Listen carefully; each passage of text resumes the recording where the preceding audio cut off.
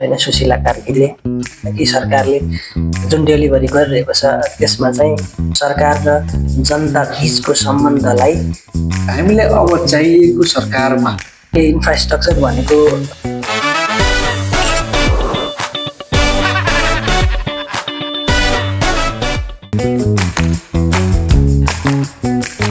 नमस्कार यहाँहरू सबैजनामा। हामीले यस अगाडि एउटा टपिक उठाएको थियौँ जेनजी आन्दोलन र त्यसको प्रभावहरूको विषयमा, र त्यो किन जेनजीको आन्दोलन भयो भन्ने विषयमा उठाएको थियौँ। आज चाहिँ हामीले सोही विषयवस्तुलाई मात्र नछोडेर अब चाहिँ भावीको दिनमा चाहिँ हाम्रो नेतृत्वमा चाहिँ कस्तो व्यक्ति आउन जरुरी छ, या कस्तो सक्षम नेतृत्व भयो भने चाहिँ देश के हुन सक्छ त भन्ने विषयलाई चाहिँ हामीले विशेष गरी उठान गर्न खोजेका छौँ। यसलाई यसरी बुझौँ कि हाम्रो सक्षम नेतृत्व हुँदा चाहिँ देशमा के हुन सम्भव छ। अघि पछि पनि हामीले यसरी भिडियोहरू चाहिँ बनाउने चाहिँ खासै गर्थेनौँ, तर हामीले चाहिँ चिया गफमा चाहिँ यस्ता विषयवस्तु उठाइराखेका हुन्थ्यो। त्यसै गरी आज पनि हामीले चाहिँ चिया गफमा उठाउने विषयवस्तुलाई चाहिँ हामीले रेकर्ड गर्न खोज्दैछौँ। अस्तिको हाम्रो केही कमी कमजोरीको लागि हामी माफी पनि चाहन्छौँ। त्यो कमी कमजोरीलाई चाहिँ यो भिडियोबाट सुधारेको छौँ। र अझै पनि यहाँहरूले कमेन्ट गरिदिनु भयो र सल्लाह सुझाव दिनुभयो भने हामीले सो अनुरूपको चाहिँ भिडियो बनाउँदै जानेछौँ र नयाँ टपिक्सहरू पनि लिँदै जानेछौँ। अब यसमा आजको हाम्रो टपिक्समा विशेष गरी भन्नुपर्दा सक्षम नेतृत्व हुँदा देश चाहिँ कसरी माथि पुग्छ, देश चाहिँ कसरी राम्रो बन्छ, या देशमा विकास कस्तो हुन्छ। र असक्षम नेतृत्व आइदिएको खण्डमा चाहिँ हुन त हामीले पुरानो इक्जाम्पल देखेको छौँ, तैपनि अझ पनि के कस्तो अवस्थाहरू परिस्थितिहरू सिर्जना हुन सक्छ त्यो विषयमा चाहिँ हामीले कुरा गर्न खोजिरहेका छौँ। जसका लागि चाहिँ अस्तिकै हामी दुईजना साथीहरू थियौँ, एकजना राजेशजी र अर्को म अनुप्रेग्मी। आज हामी दुवैजना चाहिँ यस विषयवस्तुमा कुरा गर्नको लागि उपस्थित भइसकेका छौँ। के छ राजेशजी, यहाँलाई सबैभन्दा पहिले स्वागत छ। धन्यवाद। अनि के छ तपाईँको हाल खबर कस्तो छ, अनि सन्चो बिसन्चो के छ? ठिक छ, सन्चै छ। अनुसार तपाईँलाई कस्तो छ? मलाई पनि ठिकै छ अहिलेसम्मलाई चाहिँ। के छ, हामीले आजको विषयवस्तुलाई चाहिँ अगाडि बढाउँ होला त? हुन्छ। ओके, यसमा अब थोरै हामीले कुरा गरिहालौँ। जस्तै हाम्रो जेनजी आन्दोलन त भयो, जेनजी आन्दोलनबाट नयाँ सरकार पनि गठन भएको थियो, त्यसलाई चाहिँ हामीले थोरैमा राख्छौँ। जेनजी आन्दोलनबाट बनेको जुन नयाँ सरकार थियो, नयाँ सरकारले चाहिँ गरेका कामबाट चाहिँ कतिको चाहिँ आशा लाग्दा कामहरू पनि गर्यो, कतिको चाहिँ निराशा जगाउने काम गर्यो, त्यसको विषयमा थोरै चाहिँ आज हामी तपाईँकै मुखबाट सुनाउँ त त्यसमा चाहिँ, है त? हस्, धन्यवाद अनुसार। यहाँले पृष्ठभूमिमा भन्नुभए जस्तै जसरी विविध कारणहरूले नेपालमा जेनजी आन्दोलन भयो र आन्दोलनले जसरी परिवर्तन, नेपाली समाजले परिवर्तन चाहेको छ र परिवर्तनको त्यो हुटहुटीलाई अब धेरै ढिला नगरिकन पुरा गर्नुपर्छ भन्ने सन्दर्भमा आन्दोलनले जसरी योगदान पुर्यायो त्यो आफैमा सराहनीय छँदै नै छ। र आन्दोलन पश्चात जसरी नागरिक सरकारको रूपमा पूर्व प्रधान न्यायाधीश सुशीला कार्कीको नेतृत्वमा एउटा चुनावी अन्तरिम सरकार बन्न पुग्यो र त्यो सरकारको बनावट जस्तो किसिमले बन्यो अथवा बनाइयो त्यो पनि प्रश्नको नेराघेराबाट बाहिर त छैन। तथापि जसरी आन्दोलनपछि सरकार बन्यो र सरकार बनिसकेपछि नेपाली समाज र समग्र नेपालीहरूले मुलुकले अब एउटा नयाँ कोर्स लिन्छ, नयाँ बाटोमा मुलुक अग्रसर हुन्छ भनेर सकारात्मक सोचाइका साथ आफैभित्र आशाका सञ्चारहरू प्रवाह गरेका थिए। यहाँले भने जस्तै त्यो आजको मितिसम्म आइपुग्दा यो सरकार त्यो नेपाली जनताको आशा र अपेक्षामा कति खरो उत्र्यो उत्रिएन भन्ने अहिलेको एकसे प्रश्न हो जस्तो मलाई लाग्छ। अब सुशासन, भ्रष्टाचार नियन्त्रण विधिको शासन, जवाफदेहिता, पारदर्शिता, meritocracy, right man in right place लगायत समग्र जनताको दैनिक जीवनसँग जोडिएका विषयवस्तुहरूमा सरकारले प्रवाह गर्ने सेवा सुविधाहरूलाई सरकारले कतिको तीव्रताका साथ, कतिको सरल तरिकाले जनता समक्ष पस्किन सक्यो, त्यो पनि एउटा छलफलको विषय पक्कै पनि हो। त्यस अर्थमा आजको दिनमा यो सरकारको मूल्याङ्कन गर्ने हो भने जुन स्पिरिटका साथ सरकार गठन भएको थियो र जसरी यो सरकारबाट अपेक्षा गरिएको थियो त्यसमा सरकार त्यति खरो रूपमा उत्रेको जस्तो मलाई लाग्दैन। आज सरकार गठन भएको पनि थुप्रो टाइम बितिसकेको छ, करिब 2 महिना, करिब 2 महिना। गएको महिनाको 27 गते होइन सुशीला कार्कीले शपथ ग्रहण लिइसकेपछि जसरी सरकार बने, मलाई लाग्दैन सरकारले जेनजी आन्दोलनको भावना अनुरूप काम गर्न सकेको छ। किनभने जसरी एउटा नर्मल प्रोसेसबाट सरकार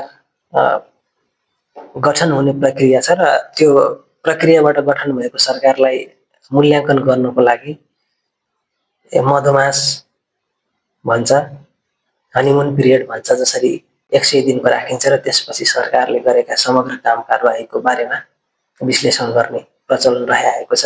यो सरकारलाई त त्योसम्मको पनि छुट छैन। सरकारले द्रुत गतिमा आफूलाई प्रस्तुत गर्नुपर्ने र देखिएका यावत समस्याहरूको छोटो र सरल र कानुनी प्रक्रियाबाट जसरी आफ्ना काम कारबाहीहरूलाई सम्पादन गर्नु पर्थ्यो त्यसरी सरकार अगाडि बढेको देखिएन। त्यस अर्थमा सरकारलाई अहिलेको मितिमा हेर्दाखेरि म त्यति सरकारको समर्थन गर्ने पक्षमा छैन। सरकारको भनेको सरकारमा बस्ने मान्छेहरूको भने होइन कि सरकारले जुन डेलिभरी गरिरहेको छ त्यसमा चाहिँ म चाहिँ त्यति सन्तुष्ट हुन सकेको छैन।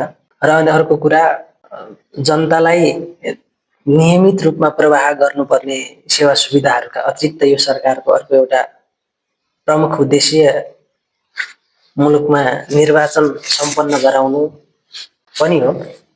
अब त्यतातर्फ सरकार कुन रूपमा कुन शैलीमा प्रस्तुत भइरहेको छ भन्ने कुरा पनि तपाईँ हामीले देखिरहेकै छौँ। यस अर्थमा पनि यो सरकारले त्यति शुभ सङ्केत गरेको जस्तो मलाई लाग्दैन। जसरी सरकारका गृहमन्त्री, अब एउटा अर्थमन्त्रीलाई छोडेर अरू सबै मन्त्री र इभन प्रधानमन्त्री स्वयंलाई पनि हामीले हेऱ्यौँ भने उहाँले जसरी नेपाली राजनीतिक दल र दलका प्रमुख नेताहरूप्रति लक्षित जसरी उहाँले टिप्पणीहरू गरिरहनु भएको छ त्यो हेर्दाखेरि मलाई लाग्दैन चुनाव घोषित मितिमा सम्पन्न हुन्छ जस्तो मलाई लाग्दैन। यसमा सरकार जिम्मेवार हुनु जरुरी छ।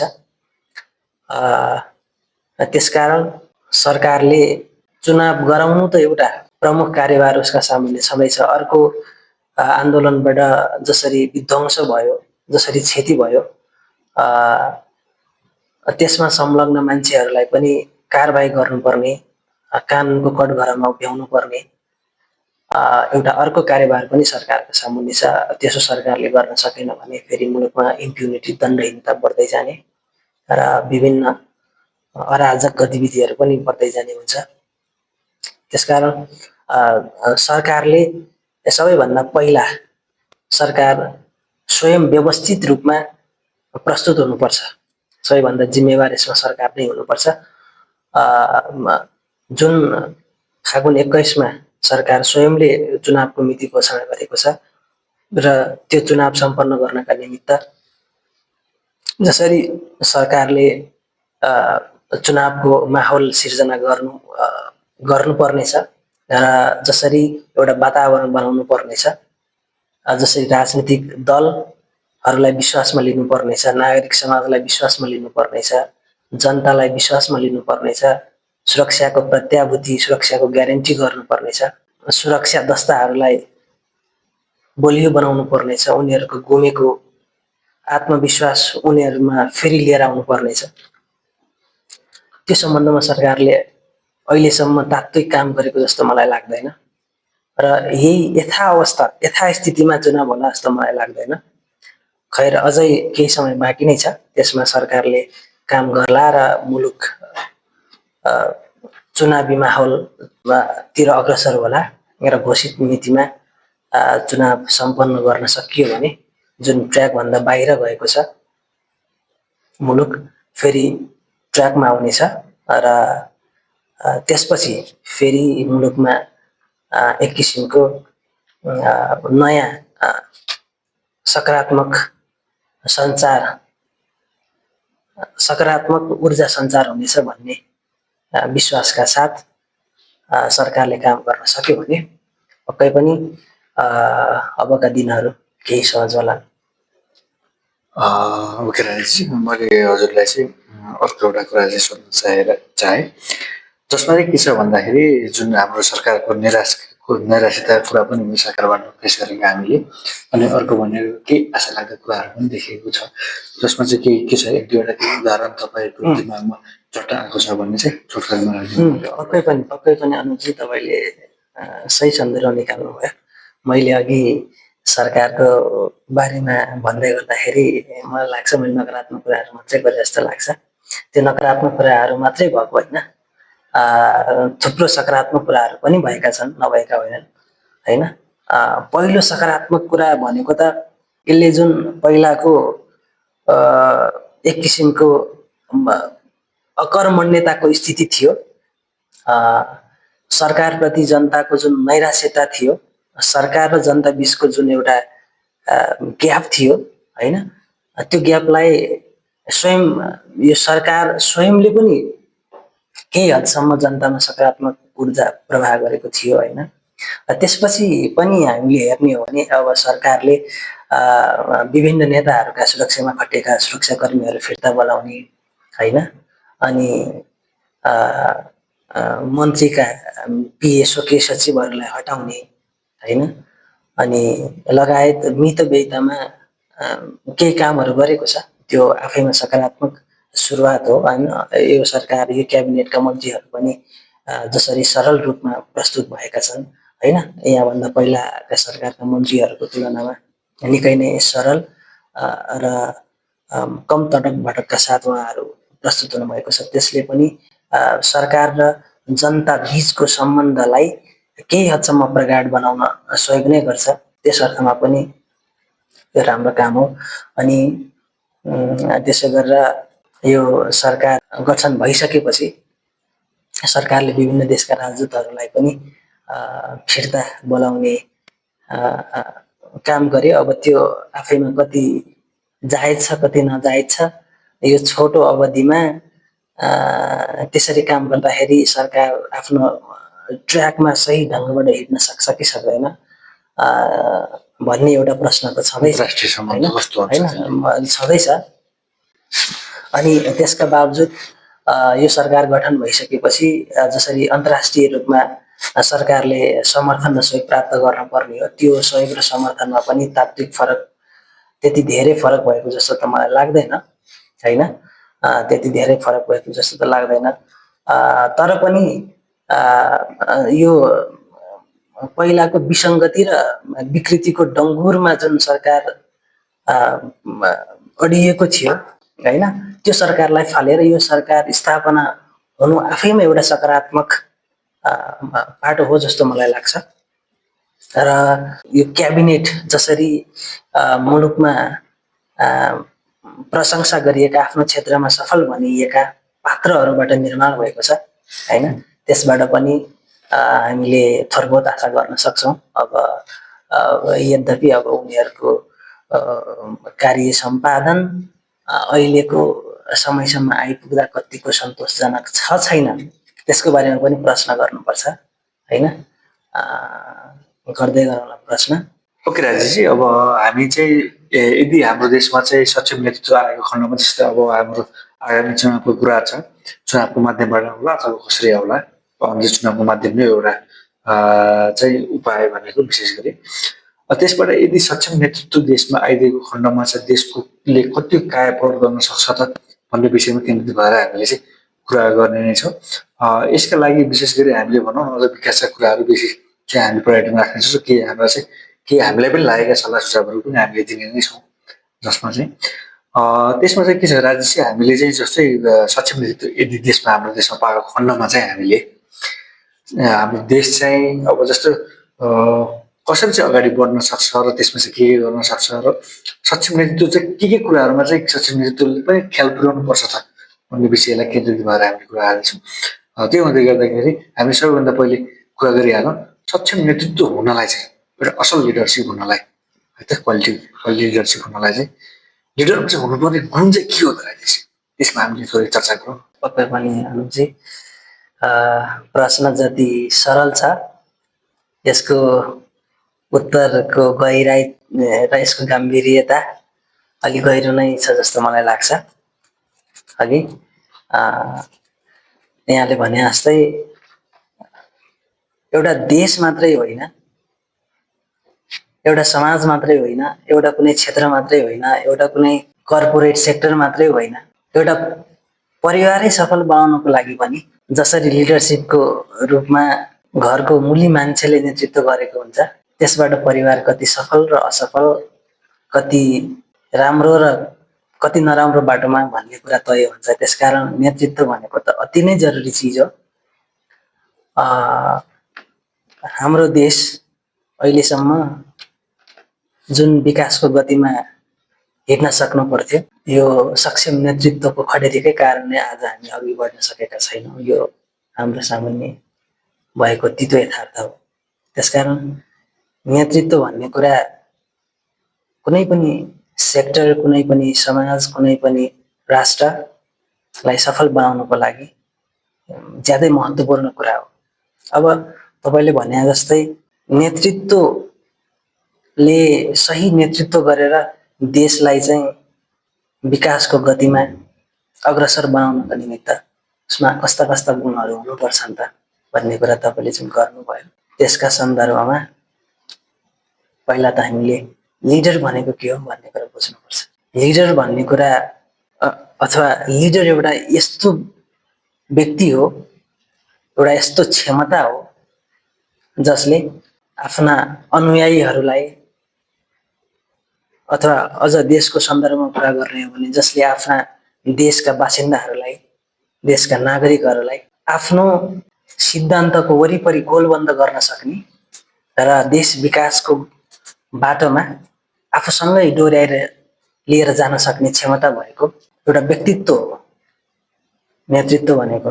त्यसैले त भनिन्छ नि सबै मान्छे नेता हुन सक्दैन, नेता अरू मान्छेभन्दा पृथक हुनुपर्छ। अरू मान्छेले 100 मिटरसम्म देखेको कुरालाई नेतृत्वले 100 किलोमिटर परसम्म देख्न सक्ने क्यापासिटी उसमा हुनुपर्छ। र एउटा अङ्ग्रेजीमा एउटा भनाइ छ, leader are those who knows the way, shows the ways and goes the ways भनेर भन्छ। नेतृत्व त्यो हो जसले बाटो देखेको छ, बाटोमा हिँड्न सक्छ र सँगसँगै आफ्ना वरिपरिका मानिसहरूलाई आफैसँग त्यो बाटोमा डोर्याएर लिन सक्छ। त्यसैलाई नेतृत्व भनिन्छ। र नेपाल अहिलेसम्म विकास नहुनुको एउटा प्रमुख कारणहरूमध्ये हामीले साँच्चीकै देशभक्त, जनताप्रति उत्तरदायी, पारदर्शी र दूरदर्शी राख्ने नेतृत्व चाहिँ हामीले अहिलेसम्म प्राप्त गर्न सकेनौँ। त्यसकारण अब एउटा यस्तो नेतृत्व आइदियोस् जसले मुलुकलाई साँच्चै नै माया गरोस्,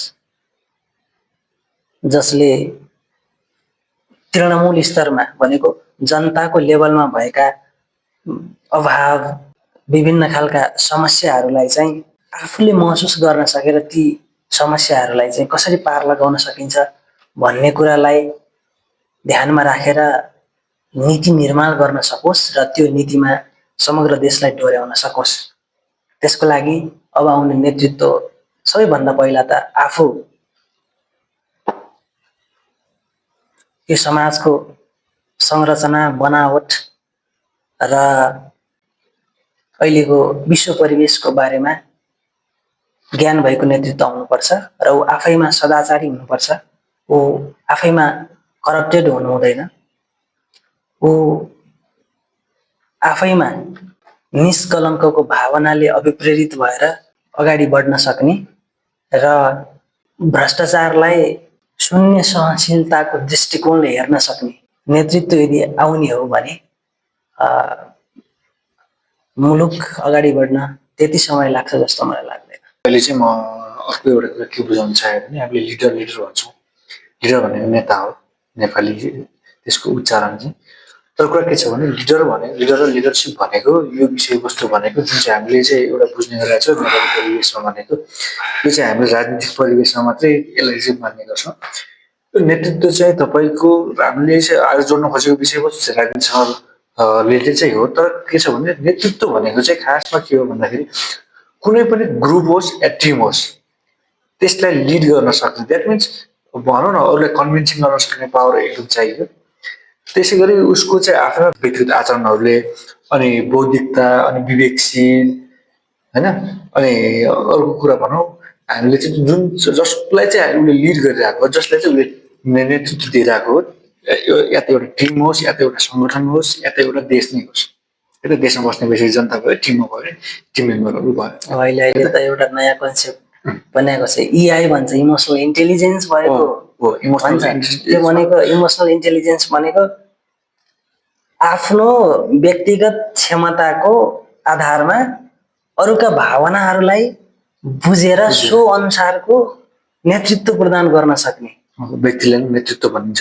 अब त्यो नेतृत्वको प्रभाव चाहिँ के हुन्छ भन्दाखेरि यदि त्यो नेतृत्व चाहिँ सक्षम छ भने नेतृत्व गर्ने व्यक्ति चाहिँ हामीले व्यक्ति विशेषको कुरा गर्न खोजेको, तर व्यक्ति विशेष भन्दामा हामीले चाहिँ यो त्यो व्यक्ति भन्दा हामीले आइडेन्टिफाई गरेर होइन कि हामीले चाहिँ कुनै एउटा सक्षम नेतृत्वमा चाहिँ यो गुण हुनुपर्छ, त्यो किसिमको व्यक्ति भइदियो भने चाहिँ यतिसम्म हुनसक्छ। जस्तै मानिलियो हाम्रो फर इक्जाम्पल हामीले चाहिँ अब अहिले बिजनेसतिर हामी त्यति बिजनेसतिरको कुरा नगरे पनि त्यहाँ पनि नेतृत्वको एउटा प्रभाव चाहिँ हुन्छ नै। प्रत्येक सफलतामा हात चाहिँ असल नेतृत्वको हुन्छ नै।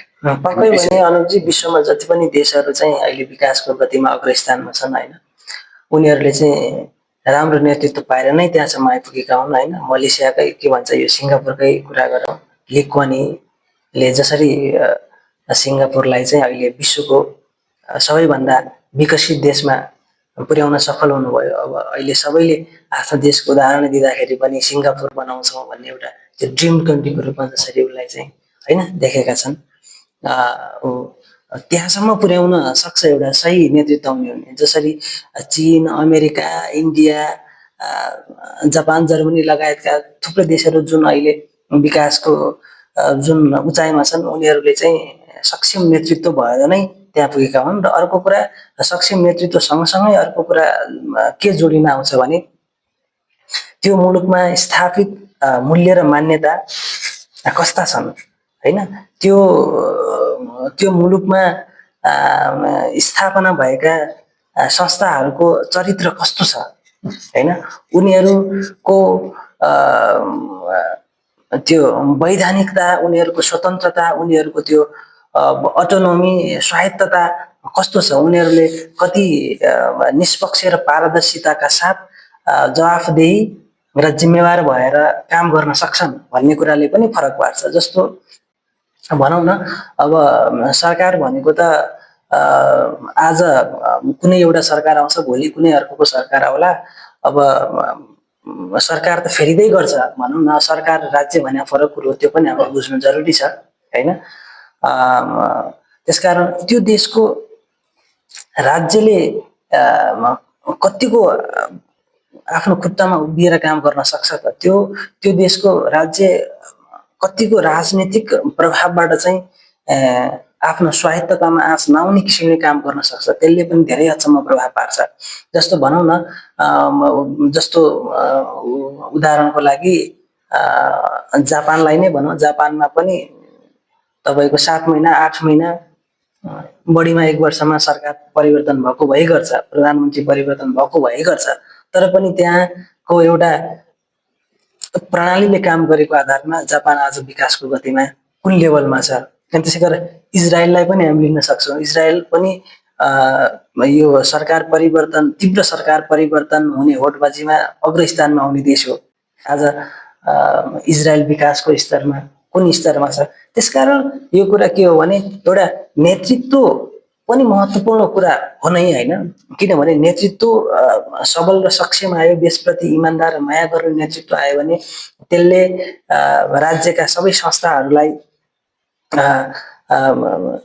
भनौँ न चलायमान बनाउने अथवा उनीहरूलाई चाहिँ प्रभावकारी ढङ्गबाट काम गर्न सक्ने वातावरण सिर्जना गर्ने, ती अनुसारको नीति निर्माण गर्न सक्ने काम गर्छ होइन।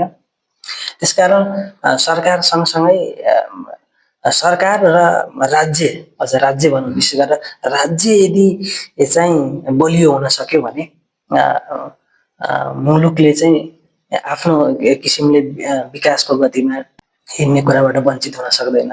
राजेशजी, हामीले यति बेर नेतृत्वको गुणको विषयमा चाहिँ हामीले कुरा गरेर विशेष गरी अब चाहिँ हामीले चाहिँ के कुरा गर्न खोज्दैछौँ भने एउटा चाहिँ सरकारी क्षेत्र भनौँ, सरकारी कार्यालयमा चाहिँ एउटा नेतृत्व भइदियो भने त्यो सरकारी कार्यालयको प्रभाव जहाँसम्म त्यहाँसम्म चाहिँ कहाँ कतिको इम्प्याक्ट पार्छ र त्यसबाट चाहिँ के हदसम्म चाहिँ सचिव नेतृत्व हुँदै गर्दा र एउटा असल नेतृत्व हुँदै गर्दा त्यसको चाहिँ के प्रभावहरू चाहिँ राम्रो प्रभावहरू पर्छ समाजमा भन्ने त छँदैछ। त्यसरी अब हामीले चाहिँ के भनेको के भन्दा यो जुन अब हाम्रो सरकारमा आउने सरकार भनौँ, सरकारमा आउने व्यक्तिहरू मन्त्रीहरूको कुरा पनि रह्यो, जो सरकारको नेतृत्व गर्ने एकजना प्रधानमन्त्री भनौँ स्पेसल्ली चाहिँ।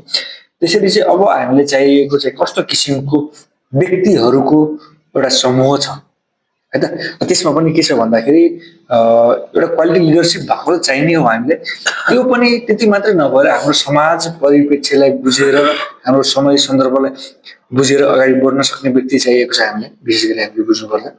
अनि अर्को भनेको के चाहिरहेछ भन्दा हाम्रो समाजलाई बुझ्दै गर्दा पनि त्यहाँनिर कतिपय यस्तो छ कि हाम्रो समाज अलिकति इमोसनल समाज भन्छ, त्यो समाजलाई बुझेर त्यो समाजलाई रियाक्ट गर्नुपर्ने पनि छ। कतिपय अवस्थामा कि समाजमा विद्यमान नराम्रो तत्त्वहरू पनि होला, नराम्रो केही संस्कृतिहरू पनि, संस्कार संस्कृतिहरू पनि, त्यसलाई समेत उजागर गरेर चाहिँ उसले चाहिँ सुधारेर अगाडि बढाउनु पर्नेछ। त्यस विषयमा हामी कुरा गर्न खोजिरहेको हो। अब यसमा चाहिँ हामीले यसरी बुझौँ कि हामीलाई अब चाहिएको सरकारमा व्यक्तिहरू कस्तो किसिमको चाहिएको छ। क्वालिटी लिडरसिप हुँदै गर्दा पनि क्वालिटी लिडरसिप मात्र नभएर हाम्रो समय र समय परिप्रेक्ष्य र हाम्रो इकोनोमीलाई समेत ध्यानमा राखेर चाहिँ हामीले चाहिँ कस्ता किसिमको व्यक्तिहरू चाहिन्छ, जस्तै विशेषज्ञहरू हुनसक्छ होइन त, लगायतका कुराहरू छ। जस्तै अब अहिले हाम्रो चलिरहेको सरकारमा पनि कुनै हामी जनताले चाहिँ आशा राखेका व्यक्तिहरूको प्रवेश छ। त्यसै गरी चाहिँ हामीले चाहिएको व्यक्तिहरू चाहिँ कस्तो कस्तो किसिमको भइदियो भने चाहिँ हुन्थ्यो। हामीले चाहिँ यसमा राजनीतिक ब्याकग्राउन्डको भन्दा पनि हामीले चाहिँ काम गर्नेसँग मतलब छ। त्यो हुँदै गर्दा हामीले कस्तो कस्तो नेतृत्व भइदियो भने चाहिँ ठिक हुन्थ्यो जस्तो लाग्छ मलाई। यसमा चाहिँ अनुपजी यसको उत्तर एकदमै सरल छ। यसमा धेरै हामीले जार्गन प्रयोग गरिरहनु पर्छ जस्तै लाग्दैन मलाई। सबभन्दा पहिला त त्यो व्यक्ति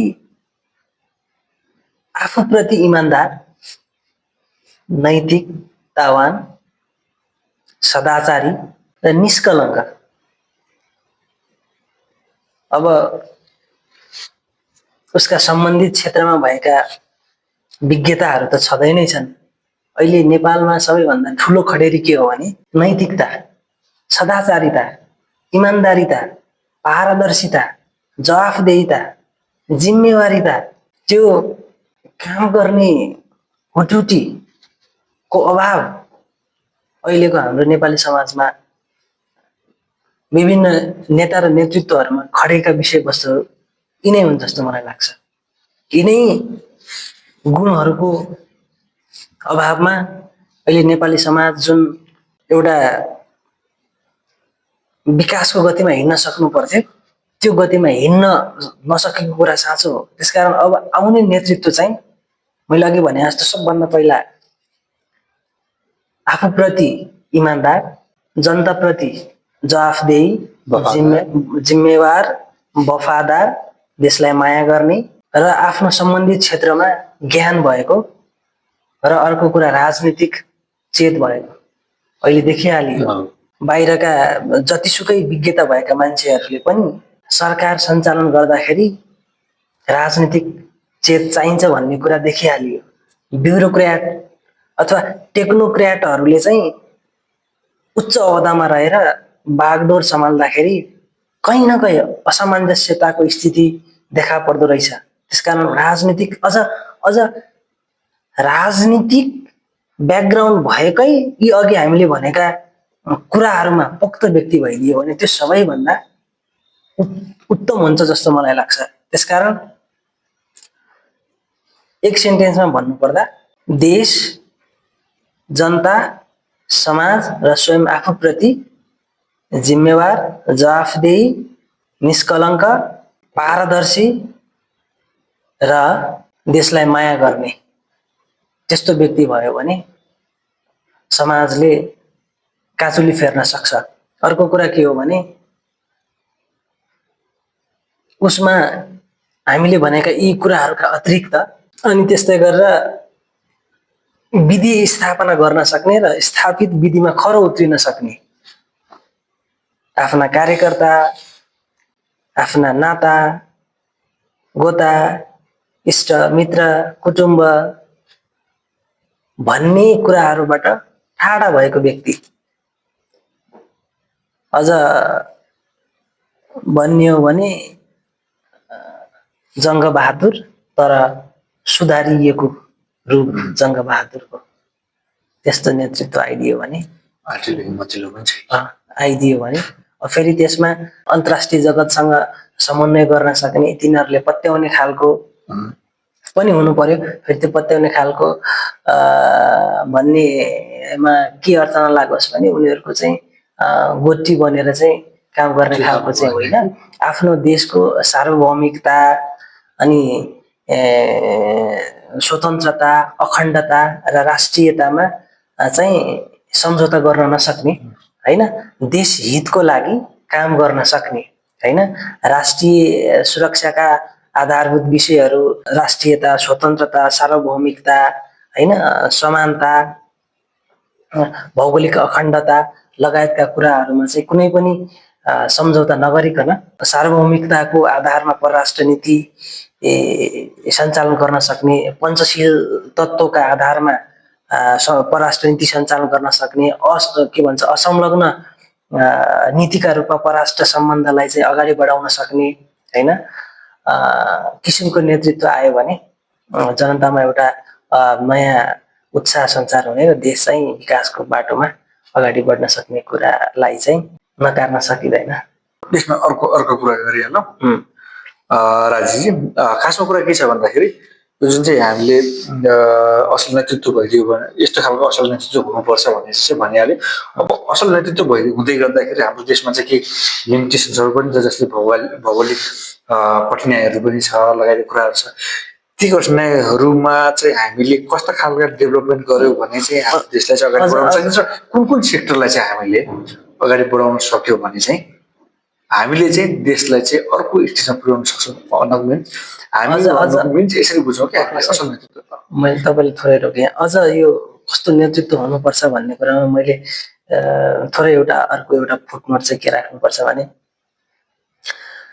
जसरी यहाँले भने जस्तै जियोग्राफीको आधारमा हामी जुन संवेदनशील ठाउँमा छौँ होइन, विश्वका दुईवटा जाइन्ट नेसन चाइना र भारतको बिचमा जसरी छौँ, हामी रणनीतिक हिसाबमा हाम्रो भूभाग जति महत्त्वपूर्ण छ त्यस आधारमा पनि दुईटा ठुला देशहरूलाई चाहिँ सन्तुलनमा राखेर जान सक्ने होइन, तिनीहरूलाई चाहिँ विश्वासमा लिएर जान सक्ने र उनीहरूले जुन तरक्की गरेका छन्, जुन प्रगति गरेका छन् त्यसबाट देशलाई देशको हितमा केही गर्न सक्ने होइन, त्यसबाट फाइदा लिन सक्ने नेतृत्व पनि हुनु जरुरी छ। किनभने आज छिमेकीहरूलाई चिडाएर हामी कुनै पनि हालतमा विकास गर्न सक्दैनौँ। अझ हामी त हाम्रो भूगोलको आधारमा ल्यान्डलक्ड कन्ट्री होइन, भूपरिवेष्टित राष्ट्र, समुद्रसँग हाम्रो कुनै सिमाना जोडिएको छैन। त्यस अर्थमा पनि हामीले भारत र चीनलाई आफ्नो फेभरमा होइन, आफ्नो पक्षमा प्रयोग गरेर जसरी विकास हासिल गर्न सक्नु पर्थ्यो अहिलेसम्म त्यो हामीले त्यसबाट लाभ लिन सकेनौँ। त्यसकारण पनि अब आउने नेतृत्व चाहिँ दुईटै देशहरूलाई चाहिँ समभाव समदूरीको आधारमा सम्बन्ध राखेर तदनुसार चाहिँ जान सक्यो भने फेरि पनि देशले विकासको गतिमा अगाडि बढ्न सक्छ। र अनि त्यस्तै गरेर यहाँले पछिल्लो प्रश्न के गर्नु भएको थियो? अब चाहिँ हाम्रो कन्ट्रीमा चाहिँ देशको भौगोलिक विविधता पनि छ र केही कठिनाइ पनि छ। लगायतका कुराहरूलाई जोडेर हामीले चाहिँ कुन किसिमका सेक्टरमा चाहिँ इन्भेस्टमेन्ट गर्न सक्यौँ भनौँ न, इन्डस्ट्री नै भन्छ त्यसरी भन्दा कुन किसिमको इन्डस्ट्रीमा चाहिँ हामीले लगानी गर्न सक्यौँ र त्यसका लागि चाहिने mechanism, that means infrastructure development, विकासका पूर्वाधारहरू के चाहिँ हामीलाई चाहिने छ र केमा चाहिँ हामी ल्याक छौँ त अहिले, त्यो विषयमा कुरा गर्न खोजेको। सबैभन्दा पहिले चाहिँ यसमा हामीले उठान गरिहालौँ। जस्तै हाम्रो भौगोलिक कठिनाइ छ होइन, हामीलाई थाहा छ कि रोडदेखि लिएर लगायतका कुराहरूमा धेरैमा हामी ल्याक छौँ, धेरै पछाडि छौँ है त। ती लगायतका कुराहरूमा चाहिँ सबैभन्दा पहिले हाम्रो नेपालमा चाहिँ अहिले जरुरी भएको इन्फ्रास्ट्रक्चर डेभलपमेन्ट चाहिँ के इन्फ्रास्ट्रक्चर चाहिँ डेभलप भइदिनुपर्छ र देश अलिकति पनि सफलताको लागि भनौँ न एउटा चाहिँ एक स्टेप भयो भने अगाडि बढ्छ र भनौँ न सरकार मात्र नभएर देशमा बस्ने जनता भनौँ, यता उद्योगिक व्यवसायहरू पनि त्यसमा चाहिँ अगाडि जान सक्छन् भन्नेहरू चाहिँ विशेष गरी भन्नुपर्दा इन्फ्रास्ट्रक्चर के इन्फ्रास्ट्रक्चर चाहिँ हामीले चाहिँ लगानी गर्नु पर्ला, यता डेभलपमेन्ट गर्नु पर्ला अहिलेको हाम्रो जरुरी आवश्यकता चाहिँ। अब इन्फ्रास्ट्रक्चरको सम्बन्धमा भन्ने हो भने त यहाँले प्रश्नमा उद्धृत गरे जस्तै जुन भौगोलिक अवस्थितिमा जुन हाम्रो देशको भूधरातल छ त्यसले पनि हामीलाई यो हाम्रो इन्फ्रास्ट्रक्चरहरू डेभलप गर्नमा केही कठिनाइहरू पक्कै पनि छन् र त्यति भन्दै गर्दाखेरि पनि जियोग्राफीकै कारणले चाहिँ इन्फ्रास्ट्रक्चरहरू चाहिँ डेभलप गर्न नसकिने भन्ने कुरा चाहिँ फेरि त्यो पनि सत्य होइन होइन। अब चीन लगायतका देशहरू, सिङ्गापुर लगायतका देशहरूले पनि उनीहरूको जियोग्राफी पनि लगभग हाम्रो जतिको अप्ठ्यारै नभए पनि उनीहरूको पनि चाहिँ त्यति विकासको दृष्टिकोणले सहज चाहिँ होइन। तर त्यो विकास गर्नको निमित्त चाहिँ त्यो विकास गर्ने हुटुटी भयो र सरकारले चाहिँ चाह्यो भने विकासै गर्न नसकिने भन्ने कुरा त होइन। अब यद्यपि अब सरकार आफ्नै स्रोत साधनले त्यस विकासको गतिमा अगाडि बढ्नुको लागि कति सक्षम हुन्छ हुँदैन त्यो एउटा मूल्याङ्कनको पाटो छ र सँगसँगै सरकारले चाहिँ विभिन्न दात्री निकायहरू होइन, दात्री राष्ट्रहरू र अन्तर्राष्ट्रिय सहयोगहरू जुटाएर पनि यदि विकास गर्न चाह्यो भने विकास गर्न नसकिने भन्ने कुरा होइन। अब तपाईँको मूल प्रश्नमा आउँ, जुन तपाईँले चाहिँ अब के इन्फ्रास्ट्रक्चरहरू डेभलप हुनुपर्छ भन्ने चाहिँ एउटा प्रश्न राख्नुभयो।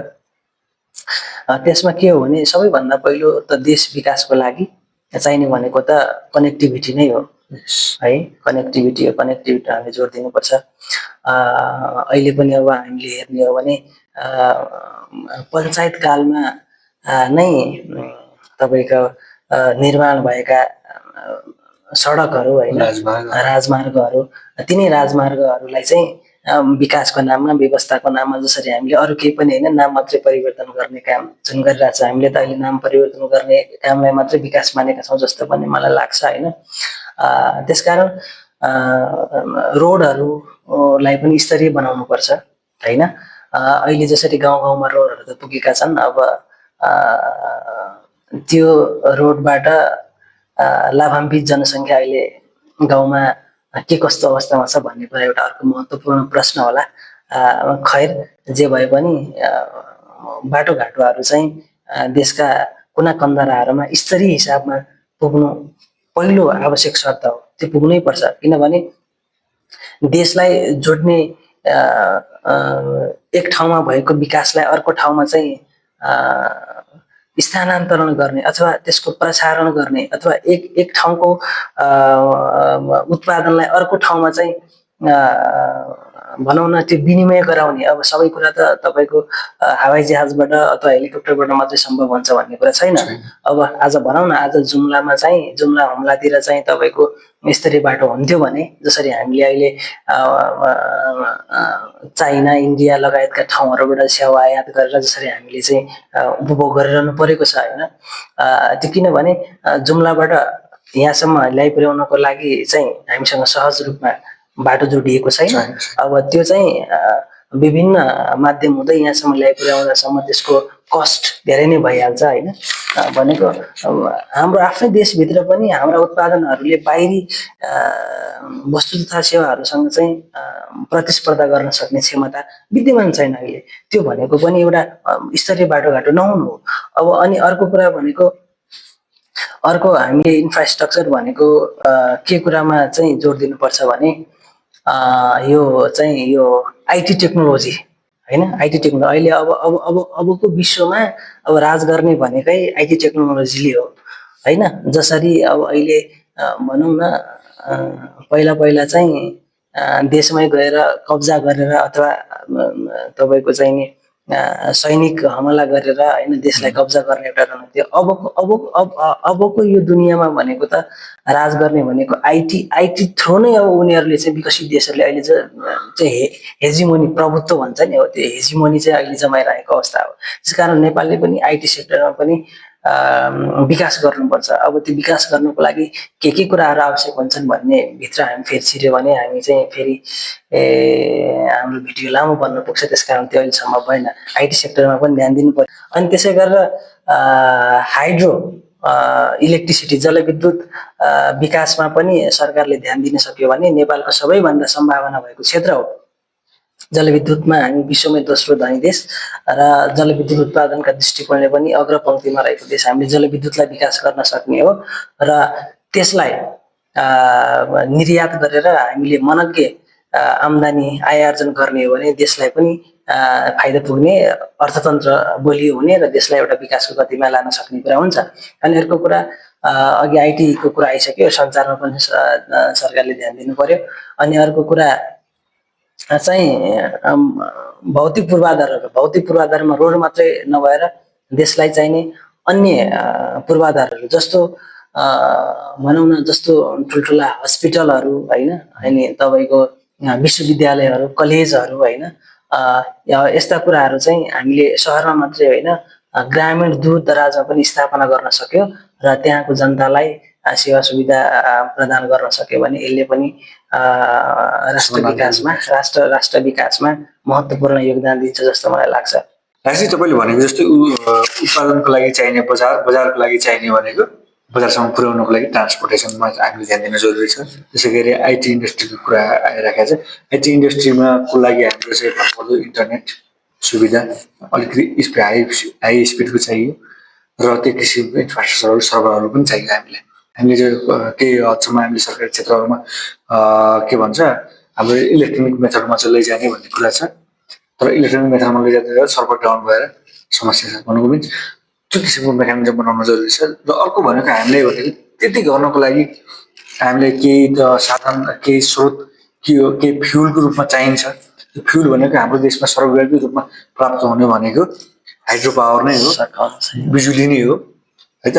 त्यसरी चाहिँ हामीले अगाडि बढ्यो भने चाहिँ देशलाई चाहिँ अग्रगामी बनाउन सकिन्छ र केही हदसम्म अगाडि बढाउन सकिन्छ।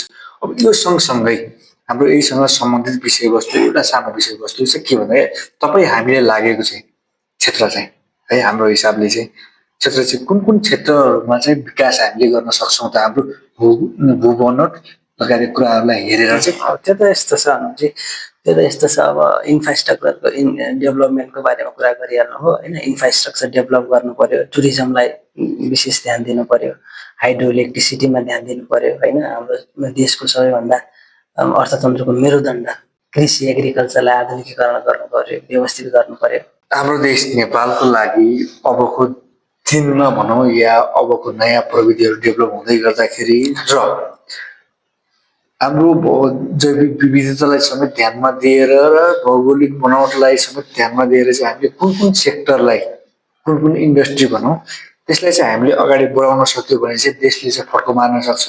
जहाँ चाहिँ हामी अहिले हाइली इम्पोर्ट गरिरहेको छौँ, इन्टरनेसनल ट्रेडमा हामी लसमै छौँ, त्यसको ठाउँमा चाहिँ एक्सपोर्ट गरेर चाहिँ अगाडि बढ्न सक्छौँ भन्ने लागेको विषयवस्तुमा हामी कुरा गर्दैछौँ। त्यसमा चाहिँ राजी तपाईँलाई लागेको कुन सेक्टरहरूलाई चाहिँ अगाडि बढाउन सक्यो भने हुन्छ जस्तो लाग्छ तपाईँले? त्यो सम्भव पनि छ? त्यो त त्यसमा यस्तो छ अनुजी, त्यसमा कस्तो छ भने अब विकासका सम्भावना बोकेका क्षेत्रहरू भनेको हाम्रो पहिलो कुरा त के हो भने जुन हाम्रो जसको बेसमा हाम्रो अर्थतन्त्र अडिएको छ भनौँ न होइन, त्यो भनेको चाहिँ कृषिको आधुनिकीकरण व्यवस्थित गर्नु पर्यो एउटा। दोस्रो कुरा हामीले अर्को सम्भावना बोकेको क्षेत्र पर्यटनमा हामीले ध्यान दिनु पर्यो होइन होइन पर्यटनमा प्राकृतिक सौन्दर्यताको हिसाबमा हाम्रो देश सबैभन्दा सुन्दर छ। भगवान् गौतम बुद्ध ले हाम्रो भूमिमा जन्म लिनुभएको छ अनि त्यसै गरेर विश्वको सबैभन्दा अग्लो सगरमाथा हाम्रो देशमा छ होइन। विश्वको सबैभन्दा गहिरो उपत्यका अरुण उपत्यका हाम्रो देशमा छ। विश्वको सबैभन्दा गहिरो गल्छी अन्धगल्छी हाम्रो देशमा छ। विश्वको सबैभन्दा होइन उचाइमा रहेको तिलिचो ताल हाम्रो देशमा छ होइन। लगायत थुप्रो प्राकृतिक सुन्दरताले भरिपूर्ण ठाउँ हो हाम्रो। त्यसकारण नयाँ नयाँ पर्यटनका क्षेत्रहरू पहिचान गर्ने र तिनलाई विश्व स्तरमा प्रवर्धन गर्ने काममा तदनुसारका नीतिहरू तर्जुमा गरेर त्यस कार्यमा सरकार अग्रसर हुनु पर्यो। अनि त्यसपछि अब कनेक्टिभिटीको कुरा अघि हामीले गरिहाल्यौँ, त्यो एकदमै महत्त्वपूर्ण छ, त्यसमा पनि ध्यान दिनु पर्यो। अनि अर्को कुरा भनेको जलविद्युत मा पनि हामी विश्वकै दोस्रो जलस्रोतको हिसाबमा विश्वकै दोस्रो धनी देशमा पर्छौँ। त्यसकारण हामीसँग भएको यो अथाह जल क्षमतालाई प्रयोग गरेर त्यसबाट जलविद्युत उत्पादन गर्न सकियो र त्यसलाई चाहिँ निर्यात गर्न सकियो भने अब त्यो एउटा व्हाइट डलरको रूपमा पनि भनिन्छ। त्यसबाट प्राप्त गरेको आय आर्जनलाई हो त्यो व्हाइट डलर आर्जन गर्नमा देशलाई अग्रसर गराउनु पर्यो। अनि अर्को कुरा विभिन्न जडीबुटी लगायतका कुरामा पनि हामी धनी छौँ। ती कुराहरूलाई पनि ध्यानमा राखेर त्यो जडीबुटीजन्य उद्योगहरू पनि सरकारले स्थापना गर्नमा ध्यान दिनु पर्यो। अर्को कुरा भनेको हाम्रो देशमा अहिले उद्यमशीलताको निकै नै अभाव छ होइन। हाम्रा युनिभर्सिटी कलेज स्कुलहरूमा जुन लेभलको पढाइ हुन्छ त्यो पढाइ हेर्नुहुन्छ भने त्यसले मान्छेलाई उद्यमी र स्वावलम्बी बनाउने भन्दा पनि परनिर्भर र पराधीन बनाउने किसिमको छ होइन। त्यसकारण यो शिक्षा प्रणालीमा नै हुन्छ कि त्यससँग सम्बद्ध कुन कुन सेक्टरमा कसरी हामीले चाहिँ यो उद्यमशीलता सम्बन्धी शिक्षालाई चाहिँ नीतिगत रूपमा अगाडि बढाउन सक्छौँ र एउटा देशमा उद्यमीहरू चाहिँ आउने वातावरण बनाउन जन्मिने वातावरण बनाउन सक्छौँ। त्यतातिर उद्यमशीलतामा पनि विकास गर्नु पर्यो। अनि अर्को कुरा कल कारखाना उद्योग धन्दा अब अहिलेको जमानामा उद्योग धन्दा र कल कारखानाको विकासलाई राखेर विकास गर्ने कुरा सायद त्यति उपयुक्त नहोला। त्यसकारण उद्योग धन्दा र कल कारखानामा पनि ध्यान दिनु पर्यो। हाम्रो देशमा स्थापना भएका विद्यमान उद्योगहरू जुन कुन कुन अवस्थामा छन्, कुनै जीर्ण अवस्थामा होला, कुनै बन्द अवस्थामा होला, कुनै चाहिँ अर्ध सञ्चालित अवस्थामा होला होइन, कुनै कस्तो अवस्थामा होला, ती सबै उद्योगहरूलाई चाहिँ पुनरुत्थानका निमित्त सरकारले योजना र नीतिहरू ल्याउने र तदनुसार कार्यक्रमहरू अगाडि बढाएर ती उद्योगहरूलाई पनि विकास गर्ने रणनीति लिनु पर्यो। अर्को कुरा भनेको यी सबै कुराहरूको समग्र निचोड के हो भने देशमा रोजगारी सिर्जना गर्ने वातावरण बनाउनु पर्यो होइन। जसरी हाम्रो देशका बलिया पाखुराहरू र ब्रेनहरू पनि जसरी ड्रेन भइरहेका छन् देशबाट होइन, जसरी यहाँ चाहिँ यो लगानीको वातावरण भएर क्यापिटल फ्लाइट भइरहेको छ होइन, लगायतका यी सबैको निचोड के हो भने सरकारले चाहिँ रोजगारी सिर्जना गर्ने नीतिहरू ल्याउनु पर्यो, त्यो वातावरण बनाउनु पर्यो र हाम्रो जनशक्तिलाई देशभित्रै काम गर्न सक्ने वातावरण बनाएर अर्थतन्त्रलाई गति दिनको निमित्त सरकारले त्यस दिशामा काम गर्न सक्नु पर्यो होइन। अनि सँगसँगै अर्को कुरा के हो भने देश विकास गर्नका निमित्त अर्को कुरा सबै मान्छेहरूलाई चाहिँ देश प्रेमप्रतिको भावना जगाउनु पर्यो है। जसरी अहिले मानिसहरूमा देशप्रतिको एउटा नकारात्मक भावना सिर्जना भएको छ। +2 पढ्ने भाइ बहिनीहरू भनौँ न, उनीहरूले चाहिँ देशमा के गर्नुपर्छ भन्ने भन्दा पनि +2 गर्न साथ चाहिँ बाहिर हानिनुपर्छ होइन, बाहिर हानिनुपर्छ भन्ने जुन भावना उनीहरूमा चाहिँ त्यो विकास भएको छ, त्यसलाई कन्ट्रोल गर्नका निमित्त सरकारले चाहिँ त्यस्ता किसिमका मेकानिजम तदनुसारका नीति र तदनुसारको आचरण प्रदर्शन गरेर देशमा रोजगारी, उद्योग धन्दा, कल कारखानाको विकास, भ्रष्टाचार नियन्त्रण, सुशासनलाई स्थापना गर्न सक्यो र नेपालको संविधान 2072ले अंगीकार गरेका राज्यका नीति तथा निर्देशक सिद्धान्तहरू बमोजिम सरकार चल्न सक्यो भने होइन देश विकास गर्नलाई त्यति असहजता होला जस्तो मलाई लाग्दैन। अब यसमा केही छ भने उहाँले गर्नु होला। ओके राजेशजी, यहाँले समग्र भन्नुपर्दा सबै क्षेत्र लगभग जोडिनै सक्नुभयो। त्यसमा कुनै कुनै क्षेत्रहरू अझै पनि बाँकी छ कि जस्तो लाग्यो, जस्तै आइटी सेक्टरको कुराहरू छ। अहिले चाहिँ विश्वव्यापी रूपमा आइटीमा जति अगाडि बढिरहेको छ, अहिले जुन एआई टेक्नोलोजीको कुराहरू छ, त्यो कुराहरूलाई आत्मसात गर्नको लागि आइटी इन्फ्रास्ट्रक्चर पनि उत्तिकै आवश्यकता पर्छ। त्यो सेक्टरमा पनि इन्भेस्टमेन्ट भयो भने चाहिँ हामीले चाहिँ त्यसबाट त्यो आइटी सेक्टरका प्रणालीहरूलाई बेचेर चाहिँ हामीले चाहिँ भनौँ कि लाभ कमाउन सक्छौँ भन्ने मलाई लागेको छ। त्यसै गरी चाहिँ हाम्रो अब दुई ठुला अर्थतन्त्र भएको देशको बिचमा रहेको हाम्रो एउटा कन्ट्री हो, सानो कन्ट्री हो। अब यसमा पनि केही हदसम्म चाहिँ हामीले इन्टरनेसनल ट्रेडको माध्यमबाट चाहिँ बेनिफिट लिन सक्छौँ कि इन्टरनेसनल ट्रेडको हिसाबले हब बनाएर। हुन चाहिँ हाम्रो अब एक्सपोर्ट र इम्पोर्टको लागि ल्यान्ड कन्ट्री भएको भएर पानीको माध्यमबाट त्यसरी ट्रान्सपोर्टेसनको सुविधा दिन सक्ने खालको नभए तापनि हामीले चाहिँ बिजनेस जुन चाहिँ हाम्रो चाहिँ डेलिगेसनको लागि, बिजनेस डिलको लागि एउटा चाहिँ हबको रूपमा चाहिँ हब पोइन्टको रूपमा बनाएर पनि हामीले देशले चाहिँ अगाडि बढाउन सक्छौँ भन्ने चाहिँ एउटा सम्भावना छ। अब त्यस विषयमा इन्टरनेसनल ट्रेडसँग रिलेटेड विषयमा हामी अन्य दिनमा चाहिँ हामी छलफल गर्नेछौँ। सम्भव भएसम्म चाहिँ हामीले अर्को छुट्टी विषयवस्तु बनाएर हामीले सम्बोधन गर्नेछौँ। त्यसो आजको विषयवस्तुलाई हामीले यहीँ टुङ्ग्यौँ कि केही छ त? हुन्छ अनुपजी, अब रिलेटेड होइन होइन होइन, अब यसलाई यहीँ टुङ्ग्यौँ होला, यहीँ बिट मारौँ होला। तर जाँदा जाँदा एउटा कुरा चाहिँ के भन्नु मन लाग्यो भने हामीले यो जहिले पनि सकारात्मक बन्न सिक्नुपर्छ होइन। देशमा विभिन्न विसङ्गति र विकृतिहरू छन् होइन, त्यसको बावजुद पनि सधैँ त्यस्तो त्यही अवस्था सधैँ विद्यमान हुन्छ भन्ने अवस्था पनि होइन होइन। र अब कहिले राम्रो कहिले नराम्रो आइ नै हाल्छ होइन। सबभन्दा पहिला हामी इमान्दार हुन सिकौँ, आफूप्रति इमान्दार हुन सिकौँ। आफूप्रति इमान्दार भयो भने नै हामी चाहिँ हाम्रो साथीभाइ, इष्टमित्र, घर परिवार, समाज र राष्ट्रप्रति इमान्दार हुन सकिन्छ। त्यस कारण सबभन्दा पहिलो कुरा भनेको आफूप्रति इमान्दार हुने हो होइन। र आफूलाई प्राप्त जिम्मेवारीलाई चाहिँ जवाफदेहिताका साथ र जिम्मेवारीताका साथ हामी वहन गर्न सक्यौँ भने देश विकास हुन धेरै टाइम लाग्दैन। किनभने देश भनेको कुनै एउटा संस्था, कुनै एउटा भनौँ न कुनै एउटा मन्त्री, कुनै एउटा सरकार भन्ने कुरा मात्रै होइन। देश भनेको त जसरी एउटा व्यक्ति मिलेर परिवार बन्छ, परिवार मिलेर समाज बन्छ, समाज मिलेर देश भन्ने कुरा हो होइन। त्यसकारण एउटा व्यक्ति स्वयंमा चाहिँ तपाईँको सिभिलाइज्ड हुन सक्यो होइन, ऊ चाहिँ सभ्य हुन सक्यो भने त्यहीँबाट देश चाहिँ प्रगतिको बाटोमा जाने कुरा हुन्छ। त्यसकारण देशप्रति धेरै खिचटिउरी गर्नु भन्दा पनि आफ्नो देशलाई चाहिँ विश्वका देशहरू तुलना गरेर देशलाई चाहिँ गाली गर्ने, देशलाई चाहिँ जहिले पनि नकारात्मकताको दृष्टिकोणबाट मात्रै हेर्ने कुरा भन्दा पनि सकारात्मकताको दृष्टिकोणले पनि हेर्न सिकौँ। र अहिले जुन विद्यमान अवस्था छ, जुन अहिले हामी चाहिँ इतिहासमै जुन अहिले हामी तरल अवस्थामा छौँ राजनीतिक हिसाबले होइन, र राजनीतिक हिसाबले हामी तरल अवस्थामा नहुँदा अरू क्षेत्रमा त्यसको प्रभाव पर्ने नै भयो। त्यसकारण यो अवस्था सधैँभरिको लागि यस्तै रहन्छ भन्ने कुरा पनि होइन। समय र परिस्थिति अनुसार यसमा पनि बदलाव आउला र यसले पनि एउटा सकारात्मक गन्तव्यतर्फ उन्मुख होला र देशले एउटा काँचुली फेर्ला भन्ने कुरालाई चाहिँ ध्यानमा राख्दै सकारात्मक सोचको विकास गरौँ।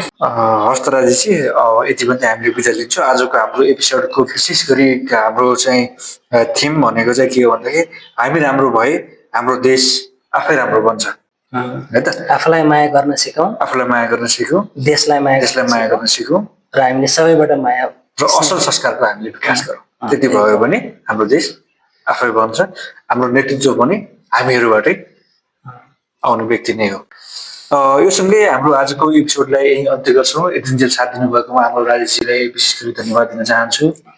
अनि त्यसै गरी हाम्रो अन्य एपिसोडमा हामीले चियाकोलाई नै निरन्तर दिने प्रयासमा छौँ र त्यसमा चाहिँ यहाँहरूले कुनै सजेस्ट गर्नुभयो भने त्यो टपिक्समा पनि हामीले चाहिँ अध्ययन गरेर हामी अगाडि बढ्नेछौँ र केही टपिक्सहरू अझै पनि हाम्रो लागि हामी अध्ययन क्रममा त्यो अध्ययन कम्प्लिट भइसके पछाडि ती टपिक्सहरूलाई अगाडि ल्याउनेछौँ।